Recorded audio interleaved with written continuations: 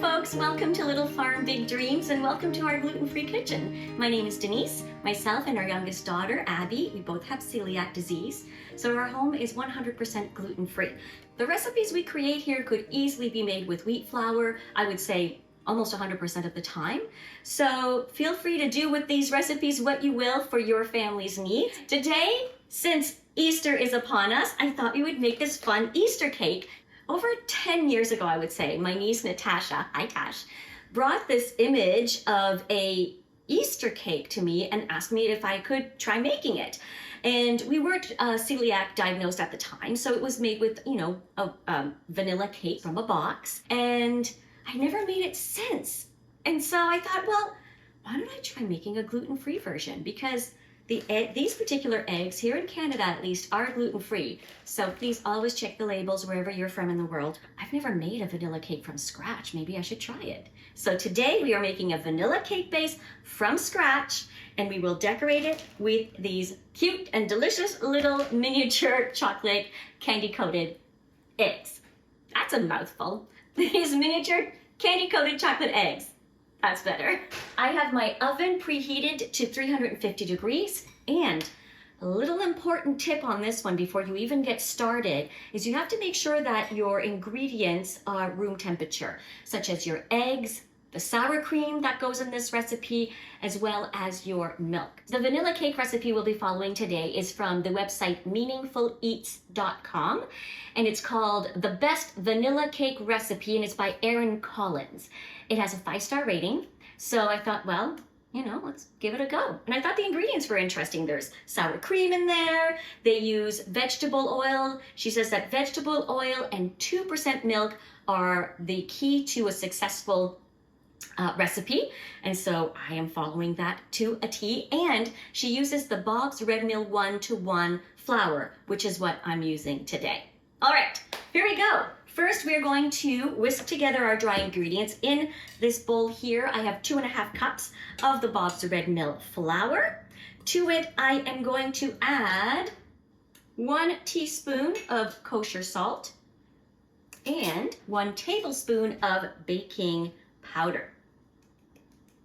We're just going to whisk that together and set that aside as we prepare our wet ingredients in our stand mixer.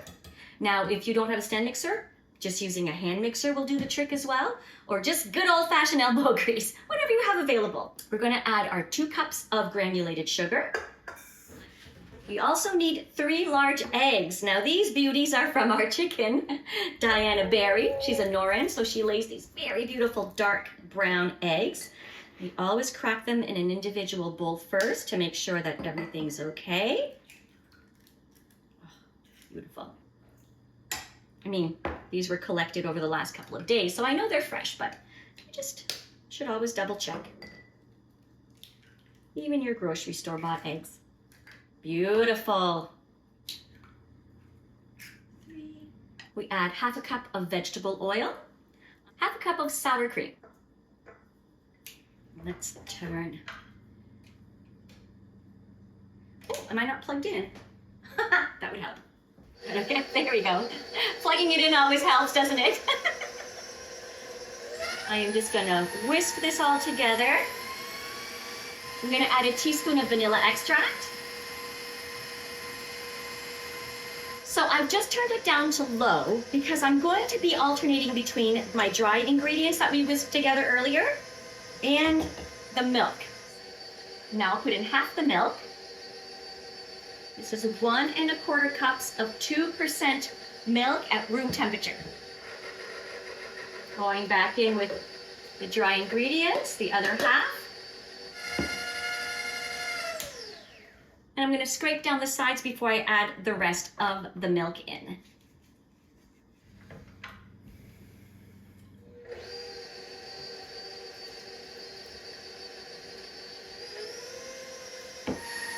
All right, and just until blended and combined.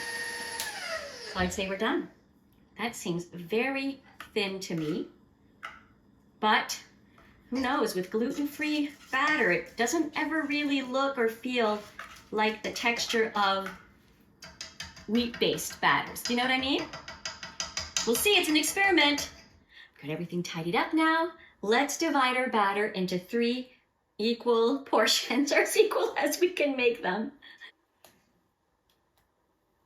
Now, if I didn't explain it already, the reason I'm dividing the batter up into 3 different batches is because the batter is going to be 3 different colors with 3 layers of cake.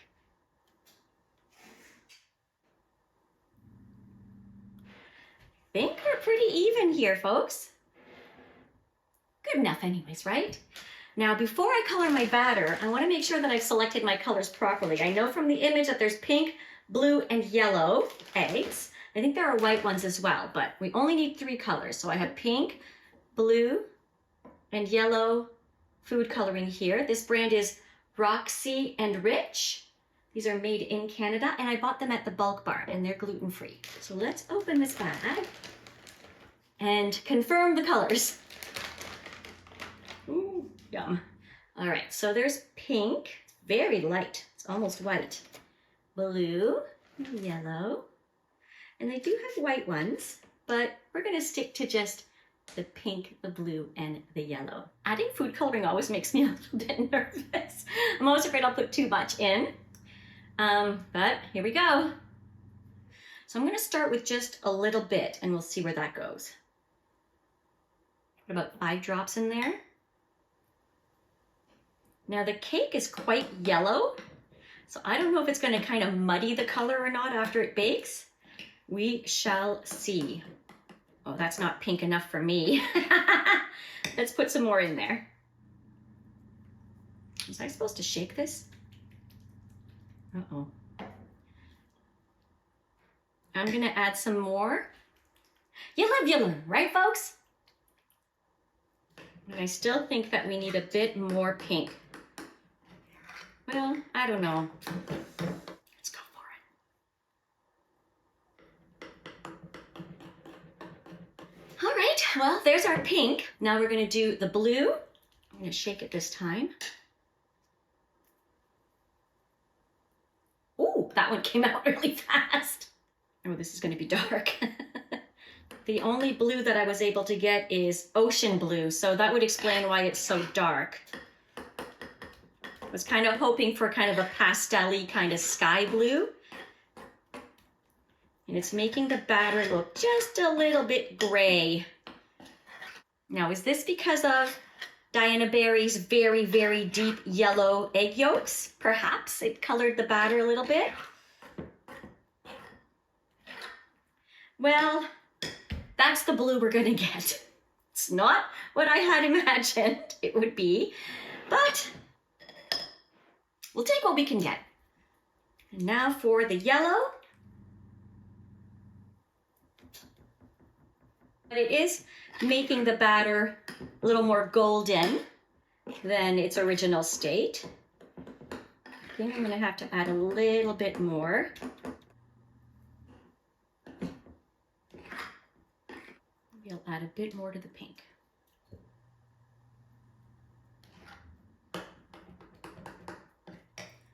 Okay, there you go. Pink, blue, yellow cake batter.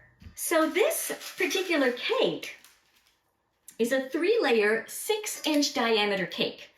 I only have 2 of the 6-inch diameter pans, so I'll have to bake the first 2 and then wait till one of them cools and then I'll bake the last one. The vanilla cake recipe, however, calls for 2 8-inch rounds.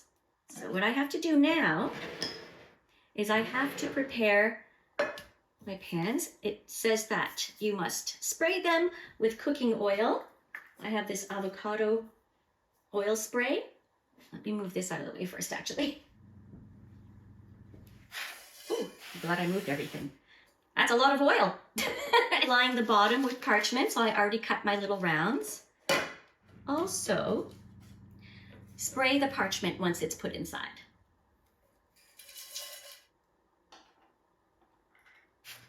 Boy, boy, woo!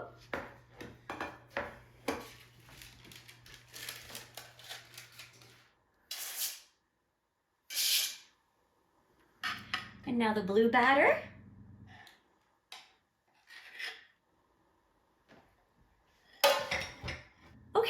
I'm gonna put these in the oven. The recipe for the 8-inch rounds is 35 to 40 minutes till a toothpick comes out clean. Again, these are 6 inches in diameter. All right, little cakes.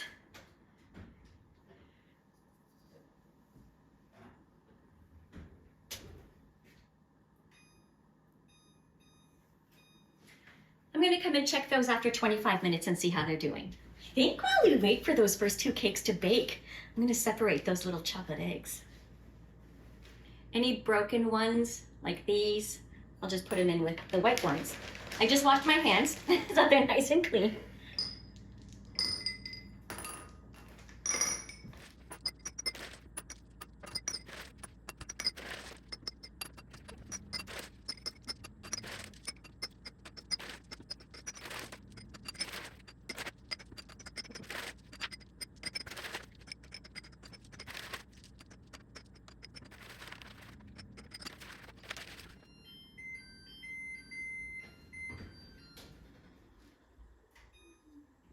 After 25 minutes, it's definitely not ready. Let's put it on for 10 more.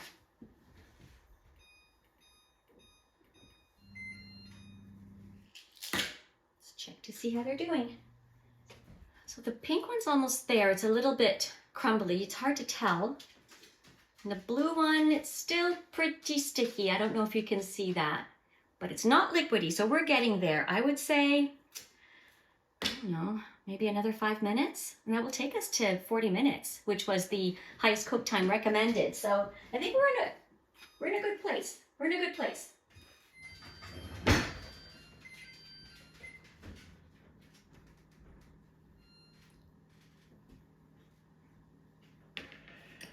Beat little eggs.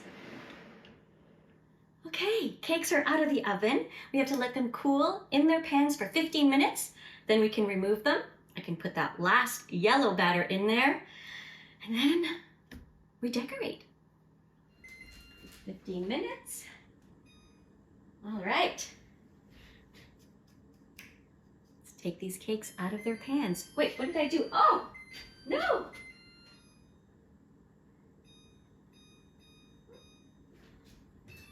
I turned the oven off rather than the timer off, and I still have 1 more cake to bake. All right, let's see how these do. Oh, it came out so beautifully.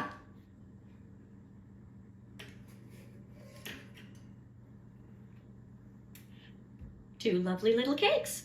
The blue is very blue. Oh well, it is what it is.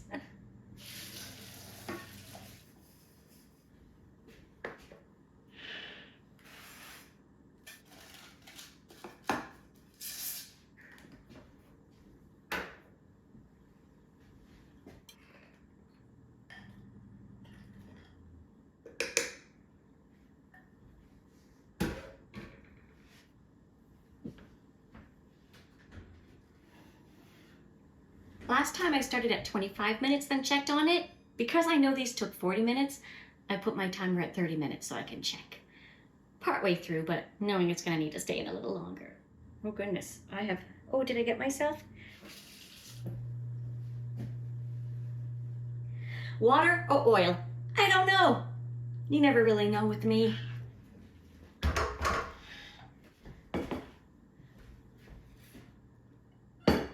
Let's make buttercream icing. First, we start with 1 cup of salted butter, which is all I ever have in our home. And if you didn't see that video, I made some homemade salted butter for the first time ever. I'll link it up here in the corner. You can click up there if you want to watch that video.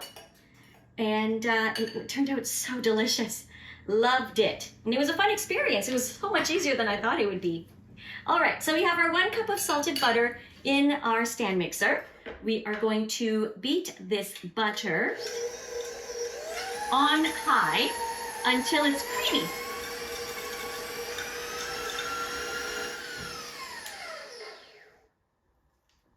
That is beautifully creamy. Now we're going to add a little pinch of salt. We are also going to add a 1/4 cup of It says milk or heavy cream. I'm gonna go with half and half cream, kind of split the difference a little bit. So a quarter cup of the cream.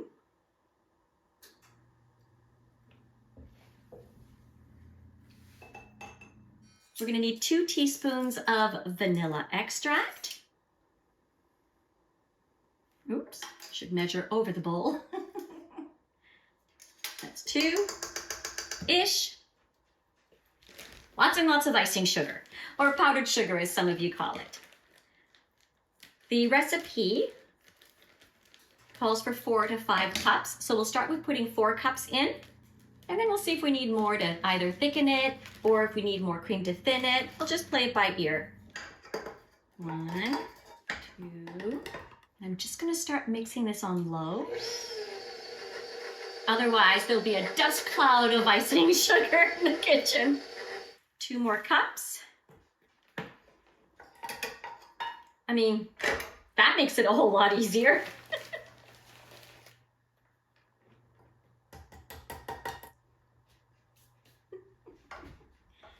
Give this a little scrape. Now we're going to whisk this on high for 2 minutes.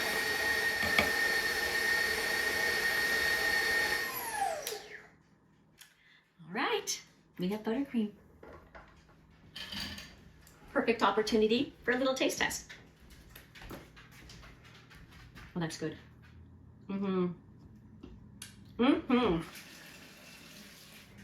While we wait, I'm going to transfer the rest of my icing sugar, will this be big enough? We'll see, into my mason jar, because if you've been following along, I'm going to need a second one. We've had to rejig how we function in our pantry because we had some little uninvited guests that we needed to evict. I'll put that video up in this corner as well. Boy, what a job that was.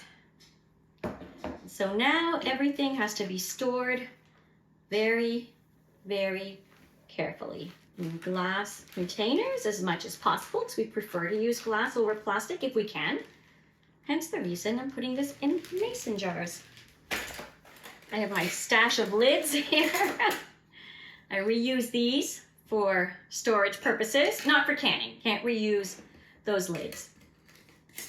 Although you can reuse the rings, just not the lids.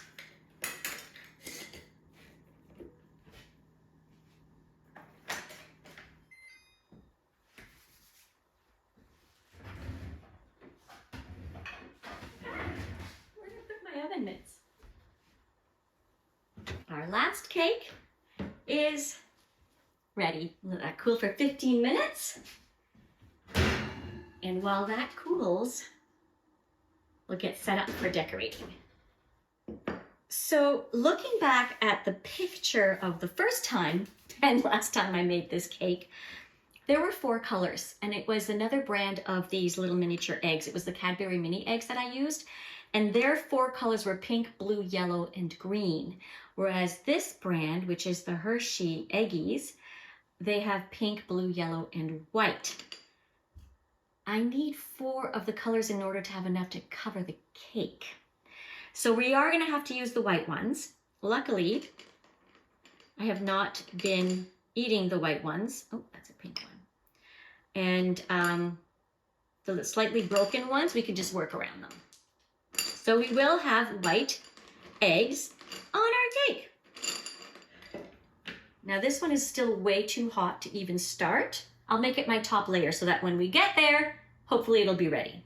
But these are nice and cool. So what I think I'll do is I'll put the blue one on the bottom, and because this has a little bit of a dip in it, I'm not going to cut the top off completely. So I'm going to kind of use that to stabilize it. I will need to take a little bit of it off, and that's my opportunity to taste test it. Oh, that is very peacock blue.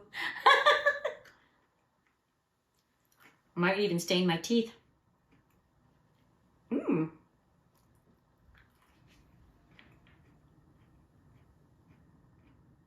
Mmm. It's very moist. Tastes like a delicious vanilla cake, very dense. But I can't say that it's heavy. That's really nice. And boy, look at that shade of blue. I think I overdid the blue food coloring a little bit. That's good. That's really good. I don't want to eat all of it though. I'm gonna go check my teeth. I'm okay. Let's see if I took enough off the top. We should take just a little bit more off. I am not a professional cake baker or decorator. I just do it for sport. There, that should do it. All right, I'll just put a little spot of, oh, this buttercream is thick though. Is it too thick? Oh, folks, I might need to add a little cream to this if I can't spread it properly. Let's see what the pink cake looks like. Oh, that's lovely. Oh, that turned out great, actually.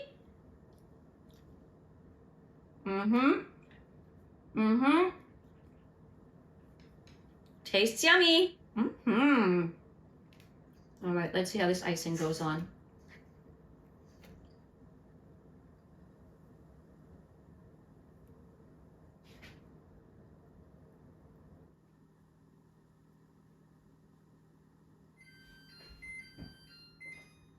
It's 15 minutes.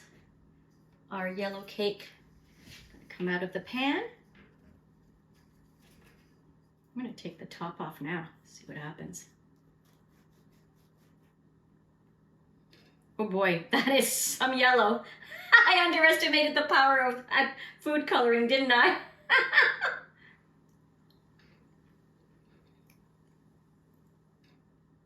It's a little gummy, but I know it's cooked. This is way too warm to ice yet.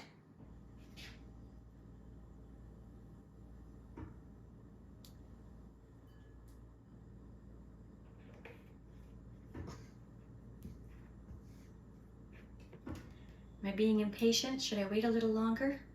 Maybe I'll put it in the freezer.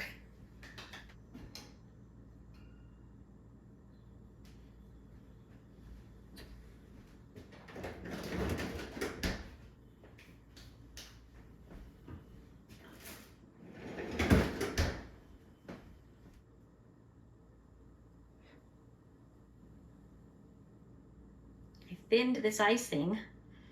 I don't know if I thinned it enough. Uh-oh. I might not have shown enough restraint. The cake might still be a little too warm. Now, if it looks imperfect, don't worry about it because we're going to be covering up this cake with all of those little eggs. You got to look at the icing as not so much the decoration, but the glue that will hold on to the decoration.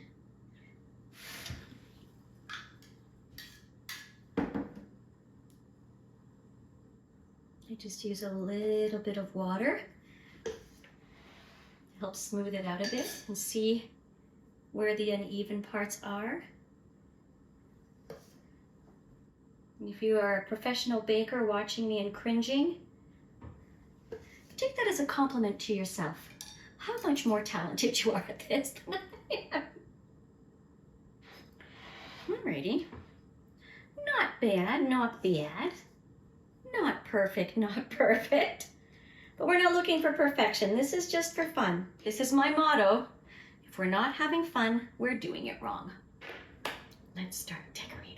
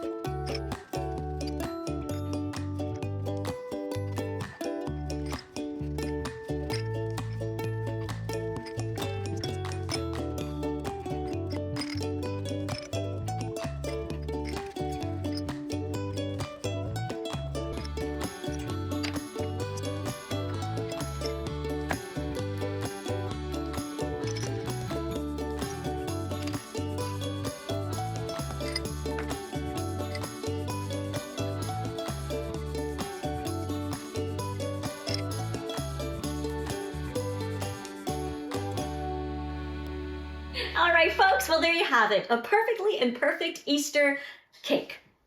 Shall we cut it open? I'm gonna try to cut it where you can see it. Oh no, I'm gonna do the big reveal. I'm gonna cut it on my side. Hope for the best. Here they go. It's prettier than it is practical. This is a very thick slice.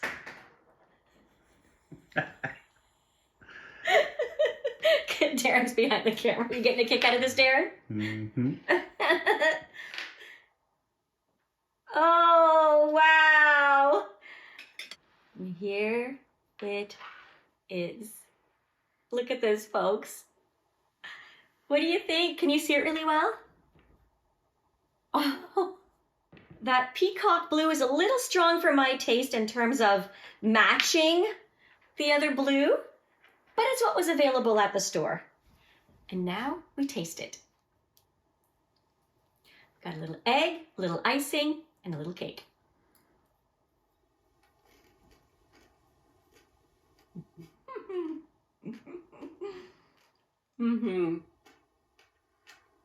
That's really fun. You get that texture of that candy-coated little chocolate egg, so there's that crunch, and then the moist cake and the sweet buttercream. It was really fun to make.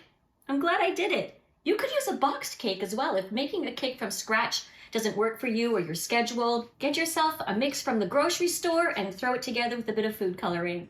I hope you enjoyed today's video. I certainly enjoy being able to create this content for you, and so if you enjoy what you're seeing here on Little Farm Big Dreams, please consider subscribing. We really do appreciate your support. Well, I'm gonna go share my cake with my family. I look forward to seeing you in the next video, folks. Bye for now.